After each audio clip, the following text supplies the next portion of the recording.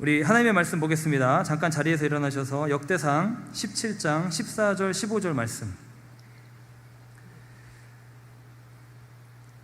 우리 두 절 말씀인데 제가 첫 번째 한 절 읽고 우리 마지막 절 같이 읽겠습니다. 내가 영원히 그를 내 집과 내 나라에 세우리니 그의 왕위가 영원히 견고하리라 하셨다 하라. 나단이 이 모든 말씀과 이 모든 계시대로 다윗에게 전하니라. 아멘. 아멘. 하나님의 말씀입니다. 네, 오늘은 바이블 베이직 세 번째 시간입니다. 첫 번째 시간에 우리가 창조를 봤어요. 우리 0번이 있었는데 인트로, 그건 이제 성경이 무슨 책인가. 오늘 이제 계시라는 단어가 등장했지만 하나님의 영감, 인스피레이션이자 레벨레이션이다. 하나님의 뜻을 드러내는 책이다, 이렇게 말했습니다. 그래서 그리고 나서 첫 번째 시간으로 창조를 봤습니다. 제가 약간 패러프레이즈 리뷰를 조금 짧게 할게요. 이 창조는 하나님께서 온 세계를 창조하셨다는 선언이었다고 했습니다. declaration 이런 표현을 제가 썼었는데 선언이었다. 그래서 이 세상이 정말 누군가 정밀하게 디자인한 것 같은 정교함, 우리 몸도 그렇고, 그죠?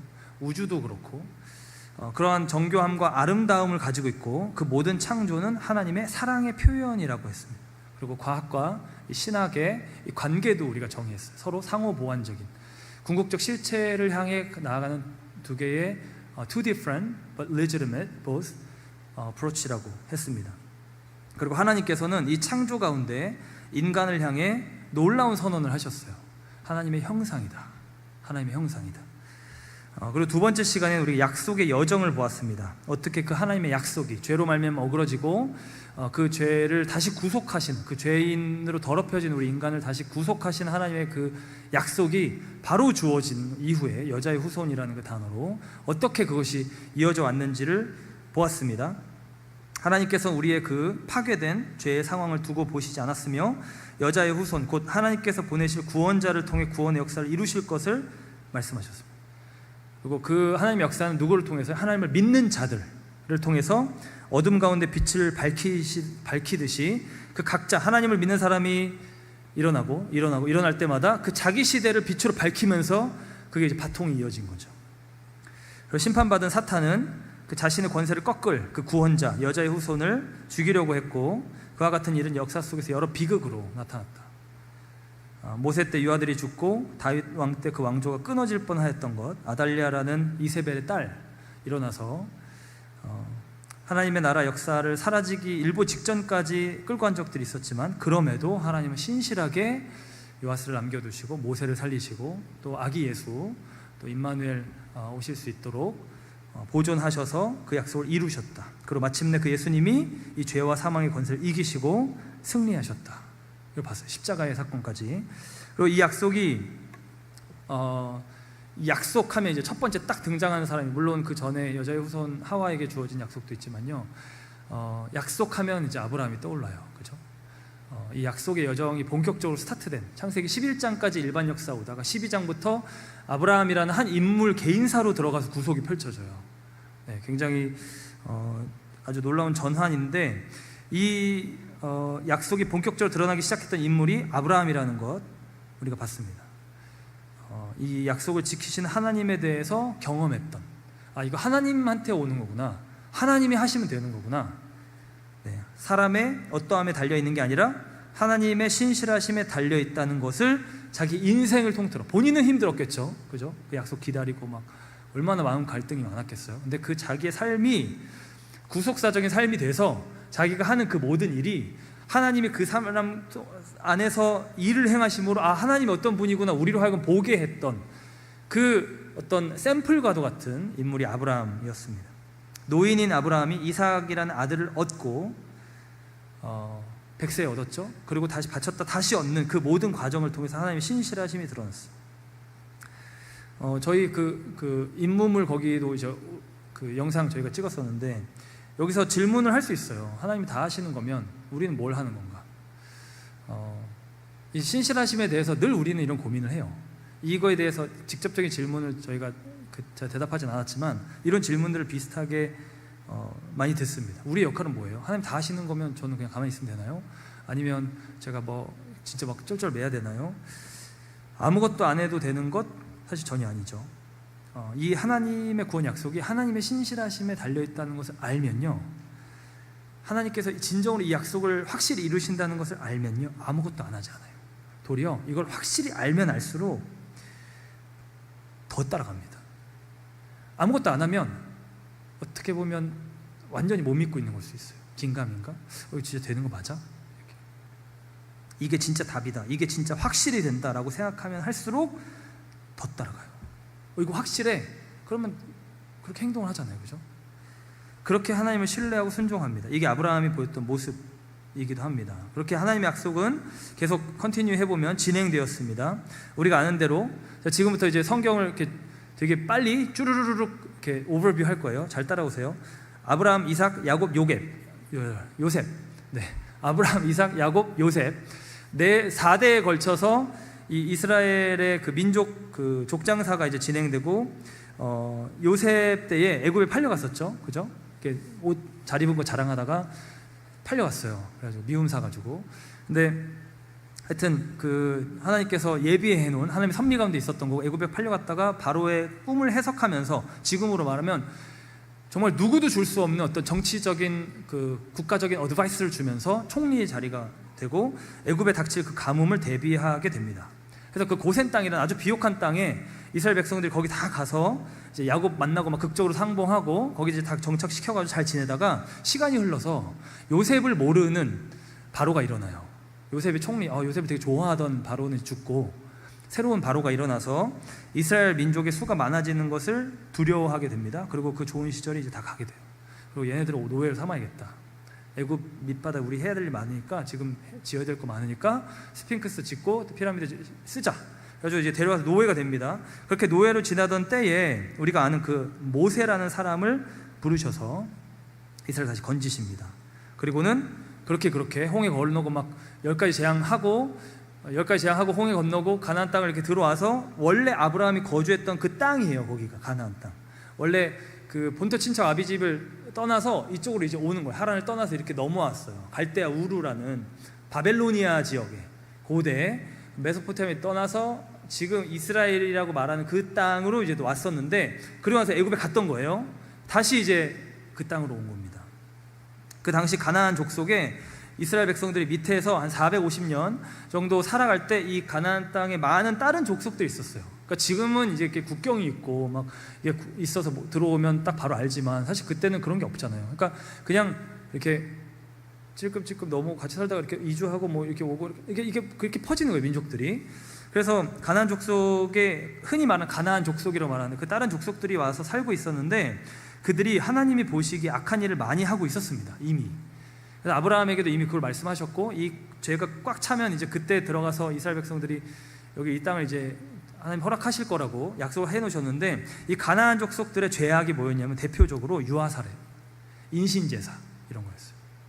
굉장히 악한 일들을. 그래서 이스라엘이 지금 애굽에 있다가 가나안으로 들어갔잖아요. 들어갈 때 말한 대로 이게 국경이 있고 뭐 이렇게 서로 뭐 아이디 이렇게 서로 보여주고 넌 패스포트 넌 저쪽 나라 우리 이런 게 아니기 때문에 같이 이렇게 섞여 살기 때문에 절대적으로 하나님은 이 이스라엘 백성들이 이 가나안 족속의 문화를 배우지 않기를 원하셨어요. 구별되라. 계속 구별되라. 거룩해져라. 섞이는 대표적인 방법이 통혼, 결혼이에요. 옆집에 같이 살다가 나도 자식 낳고 여기도 자식 낳고 살다가 애들이 소꿉친구로 놀고 같이 유치원 다니고 하다가 우리 결혼할래 이렇게 되는 거잖아요. 그죠? 그러니까 다른 종교, 다른 신을 섬기고 있는데 그렇게 되니까 그거를 조심해라 하신 거예요. 그걸 금지하셨고, 그렇게 결혼을 통해서 우상 숭배가 들어올 거를 조심하라고 하셨어요. 근데 결과적으로 들어오게 되죠. 모세의 대를 이은 모세가 이제 죽고 여호수아가 가나안 땅을 이 정복을 하면서 이런 일이 이제 벌어졌고, 여호수아 역시 굉장히 많은 부분을 이제 성취하고 이제 죽습니다. 그 이후에 사사시대라는 게 열립니다. 사사시대라는 건 한마디로 이스라엘의 위기 때마다 하나님이 한 사람을 딱 일으켜가지고 그 이스라엘 건지는 거예요. 모세도 없고 여호수아도 없잖아요. 그러니까 아무도 없어요. 누가 어떻게 누가 인도할까 할 때 하나님이 한 사람을 일으켜서 그들을 건집니다. 패턴은 항상 똑같아요. 어떤 패턴이냐면, 지금 우상 숭배하지 말라고 그랬는데 이스라엘의 하나님 약속 말씀이 있고 우상 숭배하면서 타락하면 주변 민족들이 막 이스라엘을 탄압해요. 누가 막 갑자기 쳐들어와요. 해양 민족 막 블레셋이 쳐들어와요. 거기 이제 철기 문화, 막 이렇게 강한 민족이 전투적이고, 그러니까 막 와서 괴롭히면 이스라엘이 막 회개합니다. 아, 우리가 잘못했구나, 우리가 하나님 잊었구나. 막 회개하면 하나님이 사사 한 명을 일으켜가지고 그들 다 물리칩니다. 똑같아요. 계속 반복입니다. 에훗, 왼손잡이 에훗이라고 불리는 사람, 드보라, 기드온, 삼손 다 들어봤죠? 또 잘 알죠? 이런 사람들이 다 사사입니다. 사사. 그렇게 사사 시대가 가다가 사무엘이라는 선지자가 등장합니다. 마지막 사사라고 보기도 하는데, 이 사무엘이라는 사람은 엄마의 이름이 한나예요. 근데 한나가 아기를 못 낳고 있었어요. 그래서 막 하나님 앞에 막 기도를 하는데 결국 여차저차 해서 아기를 낳게 돼요. 그 아기를 낳은 그 아이를 성전에 드립니다. 왜냐하면 기도할 때 하나님 아들을 주시면, 아기를 주시면 제가 하나님께 바칠게요, 이렇게 서원을 했어요. 그래가지고 바쳐요.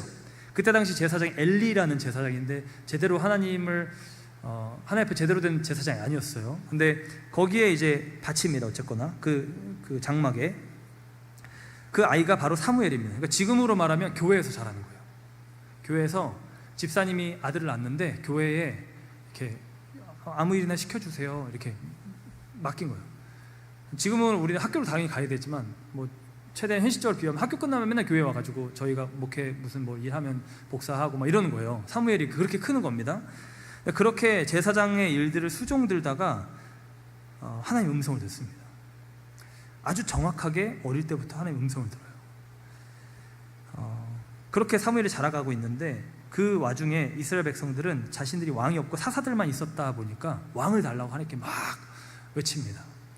주변 민족들은 왕이 있으니까 그 왕이 어떤 그 카리스마적인 리더십으로 막 전쟁을 하고 나라를 넓히고 하니까, 우리도 왕이 없으니까 이렇게 그냥 비참한 거 아니야? 하면서 막 하나님 앞에 막 뭐라고 해요. 그러니까 이 사무엘에게 와서 막 따질 때 하나님이 왕을 허락하십니다. 사실 이거는 하나님 필요 없고 우리도 그냥 왕 세워서 부강하게 해주고 전쟁 이기게 해주세요, 이거였어요. 하나님 앞에 되게 불손한 거였는데 하나님 허락하십니다. 그렇게 사무엘이 여차저차해서 첫 번째 왕을 세우는데 그 사람이 바로 사울이었습니다. 나중에 사도 바울 되는 그 사울 아니고요, 구약의 사울이에요. 사울은 처음에는 겸손하고 좋은 사람이었는데 하나님을 사랑하기보다 자기의 왕자리에 더 관심이 많고 계산적인 사람이 됩니다. 그리고 결국 하나님 떠나게 돼요. 하나님 말씀하신 것을 그냥 지켜야지 하면서 안 지켜요. 그래서 비참한 최후를 맞이하게 됩니다. 전쟁하다 죽어요. 하나님께 버림받고. 사울이 결정적으로 타락하고 나서 아직 죽기 전에 하나님께서 사무엘을 통해서 나 이제 사울은 버렸다, 사울은 지금 나를 떠났다, 새로운 왕을 세워야 된다 라고 하면서 보내요. 베들레헴으로 이새라는 사람의 집으로, 그 하우스홀드로 보내는데 그 사람이 바로 다윗입니다. 오늘 본문의 주인공이에요. 오늘 본문의 주인공. 제가 개인적으로는 지금 아브라함 얘기하고 다윗으로 넘어와서 모세랑 엘리야 형님한테는 좀 미안해요. 천국 가서 해명해야 될지 모르겠네요. 아무튼 이 약속의 여정이잖아요. 이 약속의 여정을 아브라함과 다윗으로 이렇게 딱 두 사람으로 요약할 수 있어요. 모세와 엘리야 두 사람 엄청난 분들이지만 이 약속이 이루어지는 역사를 세워간 핵심 일꾼들이라고 할 수 있습니다. 각각 율법과 선지자를 대표하는 인물이죠. 그리고 예수님 변화산의 양쪽에 나타났던 두 사람입니다. 그러니까 말씀과 성령을 상징하고요, 두 증인이에요. 예수님을 증거하는 율법과 선지자. 예수님의 친구들이었고 한마디로 메시아를 증거하는 아주 강력한 증인들입니다. 근데 그것과 비해서 아브라함과 다윗은 어떻게 설명할 수 있냐면, 이 사람들 일꾼들, 아브라함과 다윗은 이 예수 그리스도가 이 땅에 오시는 통로가 된 약속의 운반자들이었던 거예요. 이 두 사람은 이것을 위해서 열심히 진짜 몸 바쳐서 행한 엄청난 사람이었다면, 아브라함과 다윗은 그들의 삶을 통해서 메시아가 오셨어요. 그래서 마태복음 1장 1절에 보면 이렇게 되어 있습니다. 아브라함과 다윗의 자손 예수 그리스도의 계보라. 아브라함과 다윗의 자손, 그 혈통으로 오셨다는 거예요. 아브라함은 고대 메소포타미아 지역에 살다가 그 이스라엘 땅, 가나안 땅으로 이주했던, 설명드린 그 족장 시대의 사람이었고요. 한참 후에 다윗이 등장하는 겁니다.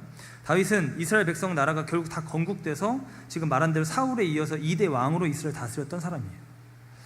믿음의 조상 아브라함이 한마디로 하나님의 나라, 이 메시아에 대한 약속을 받은 씨앗과 같이 받은 사람이라고 한다면, 다윗은 그 씨앗이 자라나서 눈에 보이는 형태로 보여준 사람입니다. 그러니까 지금 아들 한 명이 메시아와 관련된 약속을 받은 거예요. 아들 한 명에 관한 거예요. 아브라함은 지금 이게 그냥 씨앗이에요. 아직 자라난 나무가 아니에요. 하나예요. 하나. 그냥 한 사람이에요. 이거 지금 메시아 왕국이라고 보기에는 이제 시작인 거예요. 근데 다윗은 그의 왕국을 통해서 하나님의 나라가 어떻게 될지를 가시적으로 샘플과 같이 보여준 사람입니다. 아브라함의 삶을 제가 지난번에 우리 봤던 것처럼, 또 전에 여러 번 말씀드린 것처럼 트러스트 앤 오베이였어요. 그죠? 도저히 믿을 수 없는 약속 주신 거, 아들을 내가 줄 거다. 저 이미 늙었는데 좀 일찍 주시지, 25세 주시지, 75세에 주시면 어떻게 하나님, 이럴 수 있잖아요. 근데 하나님 말씀하시는 걸 믿는 거예요. 그냥 자기의 생각 다 그냥 내려놓고 하나님 말씀하시면 믿는 거예요.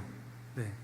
그 트러스트, 그리고 도저히 따를 수 없었던 그 받은 아들을 하나님께 드리는 그 순종, 받은 거 기적이야. 놀라운 기적이야. 근데 이 아들 하나님께 그거 내가 줬으니까 다시 나에게 바쳐라. 이거 어떻게 해요? 그죠? 근데 그거를 오베이를 하는 거예요. 실제로 이삭이 죽진 않았지만, 하나님 마지막에 말리셨지만 아브라함 마음 안에서는 바쳐진 거였어요. 그러니까 그 트러스트 앤 오베이가, 그 믿음이라, 살아있는 진짜 믿음이라는 게 아브라함을 통해서 나타난 거예요. 전에 말했던 대로 아브라함은 인간 대표로 하나님과 언약을 맺은 겁니다. 하나님께서 인간과 언약을 맺으실, 이 생명 다한 구원의 언약을 맺으실 때 하나님 아들 예수와 아브라함 인간 대표, 믿음의 조상이라고, 모든 믿는 자의 조상이 되는 이 아브라함이 자기 아들 이삭을, 즉 서로에게 가장 귀한 독생자를 서로를 위해서 맞교환하는 이 생명 언약을 맺은 거예요. 그러니까 한마디로 내 심장을 꺼내서 준 거고요. 하나님이 심장 없으시지만 꺼내서 준 거예요. 아브라함에게. 이삭은 죽지 않았지만 독생자 예수께서는 십자가에서 죽으셨습니다. 그리고 이 모든 것은 아브라함이 순간순간 넘어갈 때 믿음 없이는 한 게 없어요. 믿음을 쥐어짜가지고 한 걸음, 믿음을 쥐어짜서 한 걸음, 이렇게 가요. 그래서 아브라함을 믿음의 조상, 이렇게 말해요. 그러니까 믿음의 원형, 믿음의 샘플. 그렇게 아브라함의 삶이 믿음이라면요, 다윗은 무엇이냐면 다윗은 사랑입니다. 사랑. 다윗은 하나님을 너무 사랑했어요. 당연히 아브라함도 하나님 사랑했고요, 당연히 다윗도 하나님 믿었습니다. 사랑으로서 역사는 믿음이에요. 그죠? 이거 같이 가는 거예요. 그러나 오늘 제가 이제 설명하기 위해서 하나의 어떤 키워드를 잡자면 다윗은 사랑입니다. 그 시편에 나타난 하나님을 향한 사랑의 고백. 다윗 안에 겸손, 믿음, 순종 다 있었지만 하나님을 향한 그 마음을 딱 표현하자면 그 끝없는 사랑이에요. 끝이 안 보이는 사랑. 모든 걸 다 한 사람. 자신의 생명보다, 자신의 어떤 무언가보다도 하나님을 더 사랑했던 사람이 다윗입니다. 그러니까 하나님이 이 구원의 언약을 우리에게 이루어 가실 때 하나님의 마음을 이렇게 딱 열어서 본다 그러면, 제가 늘 하는 표현대로 생명 다한 사랑이에요. 그죠? 내 생명을 다해서 너희를 사랑한다 이거예요. 아들의 생명이니까. 내 생명, 그러니까 우리가 흔히 그렇게 얘기하잖아요. 아들의 생명, 그건 우리의 생명, 자기 아버지의 생명이다. 그러니까 우리를 생명 다해 사랑하시는 그 하나님의 사랑 앞에 이 다윗이라는 사람이 가장 완벽하게, 가장 바람직하게 화답한 거예요. 나도 하나님 생명 다해 사랑합니다. 이거예요. 그렇게 하나님과 마음이 너무 똑같은 거예요. 하나님이 우리 인간을 너무너무 사랑하시는데, 인간 중에 한 다윗이라는 사람이 하나님을 너무너무 사랑하는 거예요. 미친 듯이 사랑하는 거예요. 그냥 그 같은 사랑, 같은 마음. 그래서 성경은 다윗에게 이런 표현을 합니다. 하나님의 마음에 맞는 사람이다. 사도행전 13장 22절에 다윗을 왕으로 세우시고 증언하여 이르시되 내가 이새의 아들 다윗을 만나니 내 마음에 맞는 사람이라, 내 뜻을 다 이루리라 하시다니. 하나님 마음에 맞다는 거예요. 하나님 마음에 합하다는 거예요. 이심전심이라는 거예요. 하나님과 마음이 통한다는 거예요. 그래서 그 마음은, 그 다윗이 하나님과 누렸던 그 관계는요, 그 마음, 서로 마음을 주고받는 건데, 그 관계는 철저한 사랑의 관계예요. 엄청난 사랑의 관계예요. 어떤 사랑이요? 나 자신보다 상대방을 더 사랑하는 거예요. 하나님도 하나님 자신보다 생명 다해서 우리에게 오신 사랑이에요. 자기를 귀하게 여기지 아니하시고 목숨을 다해드린 그 예수님의 사랑이에요. 그렇죠? 그러니까 자신보다 우리를 더 사랑하시는 그 사랑인데, 다윗도 자기 자신보다 하나님을 더 사랑하는 거예요. 똑같은 코드로 가는 거예요. 다윗은 그런 사람이었고 하나님과 그런 사랑을 나눴습니다. 그 사랑이 다윗 안에 흘러서 그 다윗이란 존재를 변화시키고 하나님과 뿐만 아니라 다른 사람과도 다른 사람과도 그러한 사랑을 나눕니다. 다윗 하면 떠오르는 사람 있죠. 뭐 사울도 떠오르고 여러 사람 떠오르지만 정말 그러니까 성경 안에서 이렇게 가장 베스트 프렌드 딱 생각하면 나타나는 게 다윗과 요나단이죠. 요나단과의 관계도 그랬습니다. 사무엘상 18장 1절에 다윗이 사울에게 말하기를 마침에 요나단의 마음이 다윗의 마음과 하나가 되어 요나단이 그를 자기 생명같이 사랑하니라. 그러니까 하나님을 사랑하는 것, 그리고 나의 동료, 나의 가족, 나의 친구, 나의 어떤 주변의 이웃 사랑하는 것, 이게 지금 다윗이라는 삶 속에서 나타나요. 심지어 원수까지. 다윗에게 있어서 원수는 사울이었습니다. 골리앗이 아니에요. 골리앗은 잠깐 만난 거고 다윗은 평생도록 따라다니는 원수였어요. 그 사울을 대하는 다윗의 모습에 대인관계 원리가 다 들어가 있어요. 크리스찬의 대인관계. 다윗은 원래 목동이었고 아버지 이새에게도 관심을 못 받던 막내 아들이었죠. 근데 하나님께서 사무엘이라는 말씀드린 그 선지자를 보내서 다윗에게 기름을 붓습니다. 기름 붓는다는 왕으로 세운다는 뜻이에요. 왕, 제사장, 선지자. 그렇게 기름 부음 받고서 다윗은 그 유명한 사건 골리앗을 때려잡고 사울의 장수가 됩니다. 다윗의 스토리예요, 이게. 근데 사울이 자기는 천천히고 다윗은 만만이다. 사울은 대단해. 다윗은 근데 진짜 대박이야. 사람들이 이렇게 칭찬한 거예요. 그러니까 사울이 질투를 하기 시작합니다. 그리고 질투를 하면서 결국 그 증상이 심각해져서 악신도 들어오고, 그러니까 귀신도 들리고 하면서 막 다윗을 죽이려고 그래요. 한동안 쫓아다니고 다윗은 계속 도망다닙니다. 다윗은 사울을 죽일 수 있는 기회들이 있었지만 사울을 해치지 않습니다. 왜요? 하나님께서 기름 부으신 왕이니까. 그렇게 하다가 말한 대로 사울은 결국 죽습니다. 전쟁하다가. 그러고 나서 다윗이 이제 왕 기름 부음 받고 그 헤브론에서 다스리던 전체 통일 이스라엘의 왕이 아니라 헤브론에서 다스리다가 사울이 죽은 이후에 그 나머지 왕국의 장로들이 이제 다윗을 찾아와가지고 우리 나라 합칩시다 이렇게 얘기해요. 그래서 다윗이 결국 전체 이스라엘의 왕이 됩니다. 그렇게 왕이 된 이후에 우리 중보기도 수련회에서 제가 설교한 것처럼 처음으로 이렇게 하는 일이 뭐냐면 그 하나님 임재의 상징인 언약궤, 그 사무엘 시대에 뺏긴 거예요. 사무엘 어렸을 때 엘리 제사장한테 뺏긴 건데 그거를 되찾아옵니다. 나라를 막 회복해요. 그 가운데 궁궐도 짓고요. 막 나라를 이제 방비를 하는 거예요. 주변 나라에서 다윗을 막 축하해줘요. 그래서 엄청 막 뭐 보내줍니다. 대표적인 게 또 레바논의 백향목이라고 해가지고 나무, 지금으로 우리 말하면 철근 콘크리트 막 이렇게 그 철근 빔을 막 보내주는 거예요. 한마디로 빌딩 세우라고 두로왕 히람이라는 사람이 보내줘요.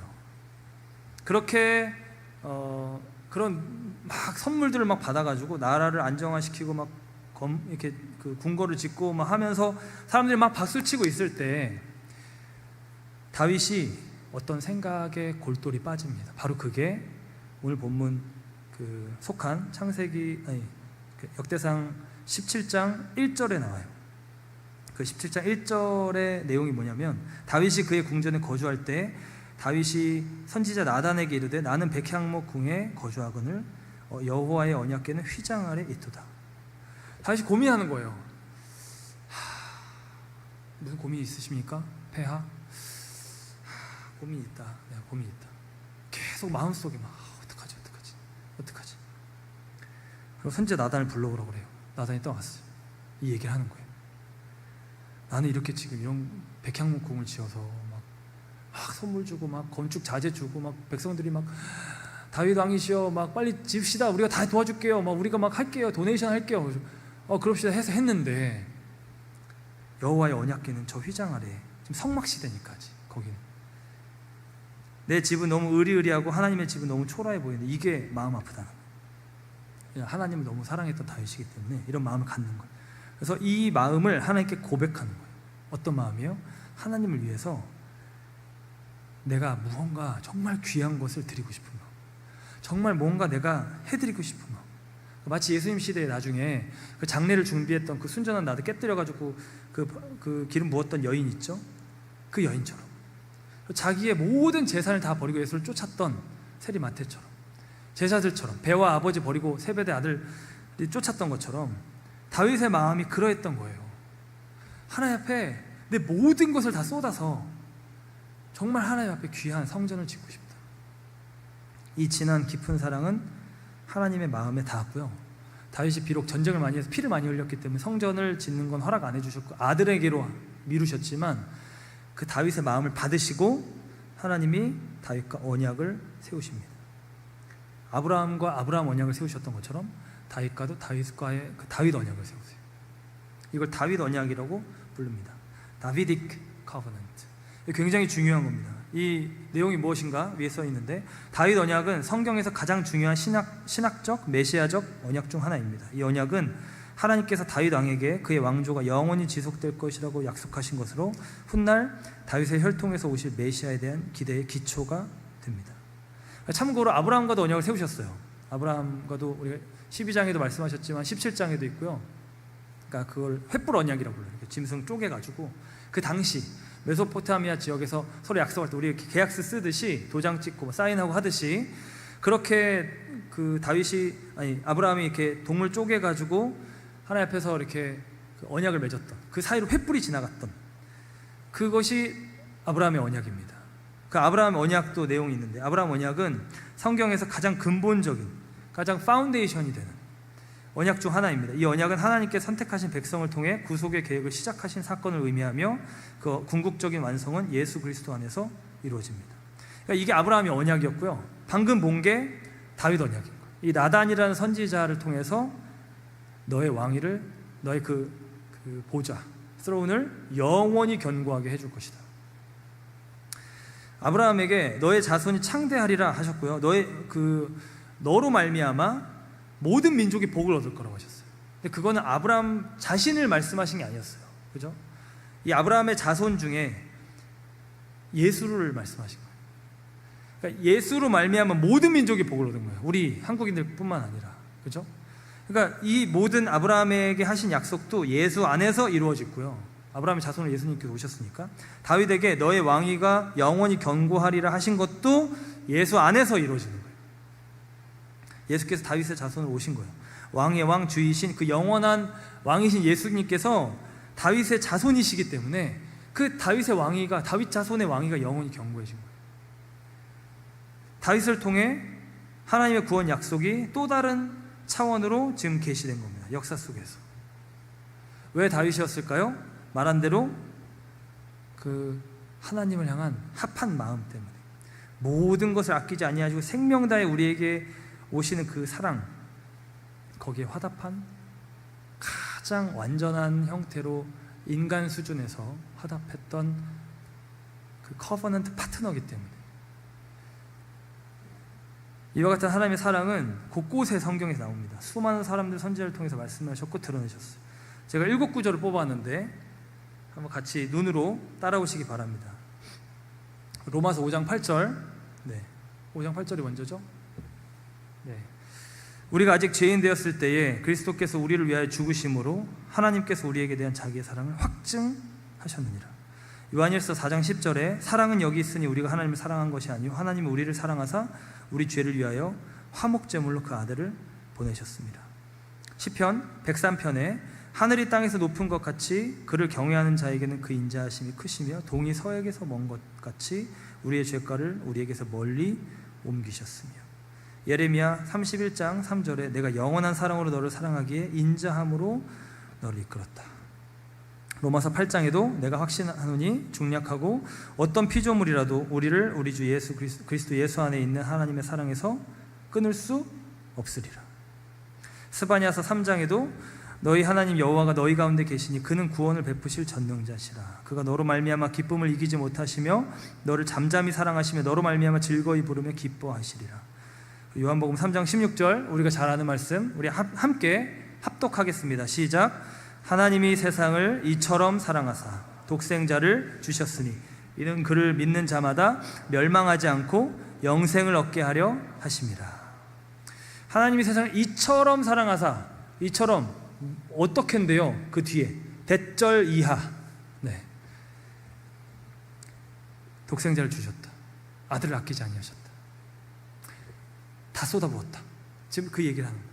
죄를 지었는데 못 견디는 거예요.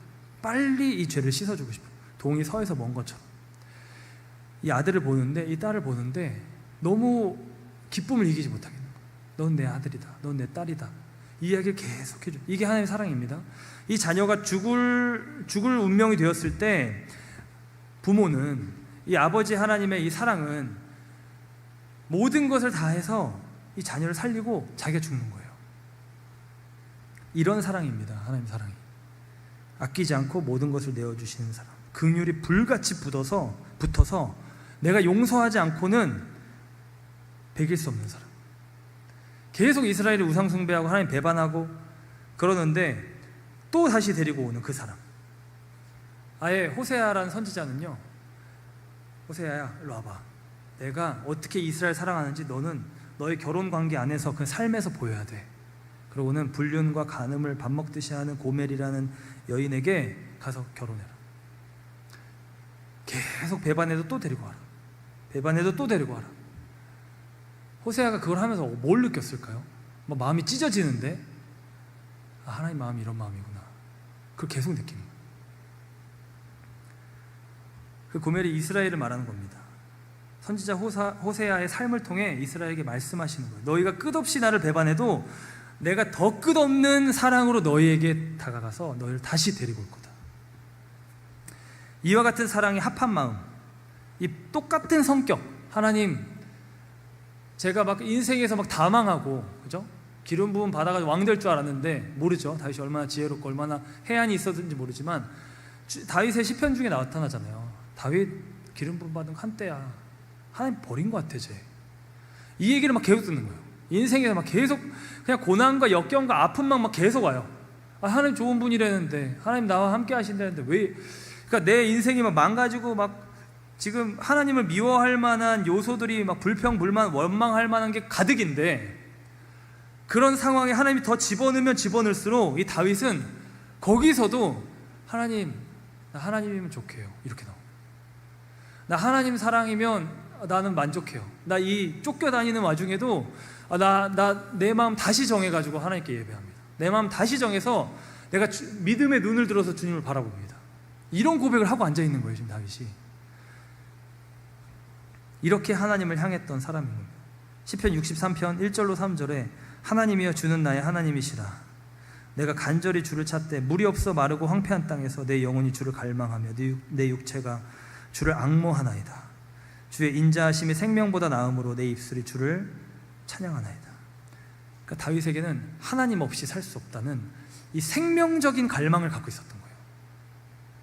하나님 나의 생명입니다. 다른 게 다 있어도 하나님 나의 생명입니다. 시편 27편 4절에 이와 같은 고백을 또 합니다. 내가 여호와께 바라는 한 가지 일, 그것을 구하리니 곧 내가 내 평생에 여호와의 집에 살면서 여호와의 아름다움을 바라보며 그의 성전에서 사모하는 그것이라. 하나님이 물어보시니 너 소원이 뭐냐? 너 진짜 원하는 게 뭐냐? 정말 원하는 게 뭐냐? 거기에 많은 내용을 말할 수 있겠지만 우리는, 제가 그냥 생각하기에 되게 선하고 크리스찬적인 소원을 말할 때 우리 자신을 안 끼워 넣는 일은 거의 없는 것 같아요. 무슨 말이냐면, 하나님, 제가 정말 하나님의 은혜를 받아가지고 우리 가족을, 또 내가 사는 이 사회나 이 시대나 내 영역에서 정말 하나님의 이름을 드러내는 그런 인물이 됐으면 좋겠어요. 이런 거, 그렇죠? 아니면 하나님께 주신 은혜를 누리면서 우리 가족이 혹은 내 주변에 사랑하는 사람들과 행복하게 살았으면 좋겠어요.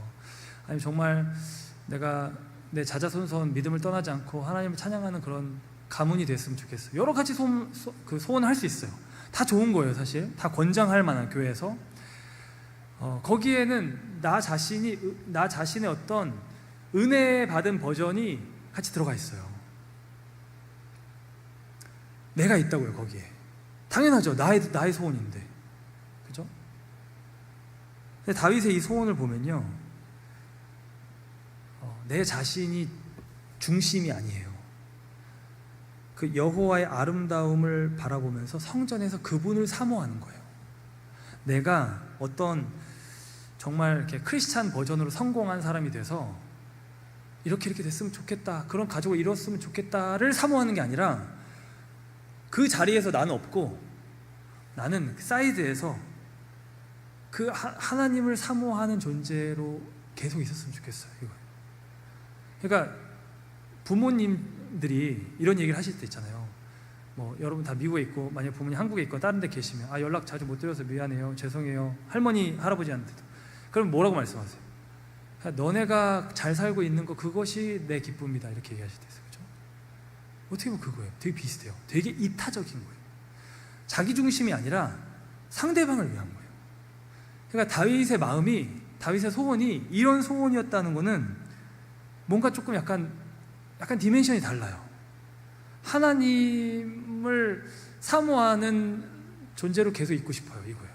왜냐하면 하나님이 목적인 거예요. 너무 그분의 아름다움, 그분의 영광을 바라보는 것이 진짜 자기의 소원인 거예요. 그러니까 내가 그 하나님의 은혜를 받아서 이런 존재가 되고 싶어요가 아니라 그런 나는 없어지고 희석되고 그냥 나 하나님 찬양하는 그 삶을 계속 살았으면 좋겠는데요, 그걸 바라보고 싶은데요, 그걸 가져가지 마세요 라고 하는 거예요. 그가 간절히 원한 것은 이 하나님 자체였어요. 하나님과 함께하는 이 삶이었어요. 이 고백은 다윗의 하나님 사랑의 우선순위를 보여주는 겁니다. 그러니까 절대적인 최고 우선순위인 거예요. 절대예요, 절대. 그 무엇보다도, 그 누구보다도 엄청 사랑한 거예요, 하나님을. 그냥 적당히 사랑한 게, 어느 정도 많이 사랑한 게 아니라 미친 듯이 사랑한 거예요. 절대적으로 사랑한 거예요. 하나님은 이런 다윗에게 아까 본 대로 내 마음에 맞는 사람이다 하셨어요. 내가 이렇게 사람들 쭉 보다가 이새의 아들 다윗을 보니까 내 마음이랑 똑같네, 이렇게 얘기하죠. 하나님이 그렇게 이타적으로 자기 자신을 생각지 않고 우리에게로 오신 거잖아요. 나를 주어서 너를 얻겠다 하신 거죠. 너가 목적이잖아요, 그죠? 내가 목적이 아니에요. 너를 얻은 내가 될 거야, 이게 아니에요. 나를 주어서 너라는 목적을 얻으려고 하는 거다, 이렇게. 다윗이 하나님, 저를 완전히 드려서 주님 당신을 얻고 싶습니다, 이렇게. 그리고 그렇게 하나님의 약속을 다윗이라는 그 마음이 합한 그 사람을 통해서 이루신 거예요. 이스라엘의 왕으로 오시는, 왕 중 왕, 주의 주로 오시는 그 영원한 왕 예수께서 이 다윗이라는 한 인물을 통해서 오게 하신 거예요. 그 약속을 하신 거예요. 우리의 삶에 하나님의 약속이 이루어지는 것, 원리가 다를까요? 아니요, 똑같아요. 내가 하나님을 사랑하는 마음이 더 하나님께로 나아가면 나아갈수록 하나님은 우리의 삶에 더 가까이 오십니다. 그거가 당연한 거예요, 사실. 그죠? 아브라함처럼 내가 하나님을 믿고 따르는가, 그것에 따라서 하나님의 약속이 이루어지는 거고요. 다윗처럼 내가 하나님을 누구보다도, 그 무엇보다도 사랑하는가, 나 자신보다도 사랑하는가, 그것에 맞춰서 이루어져요. 사랑하는 여러분, 여러분은 정말 하나님을 사랑하십니까? 여러분 정말 하나님의 그 자기를 내어주시는 그 사랑을 알고 계십니까?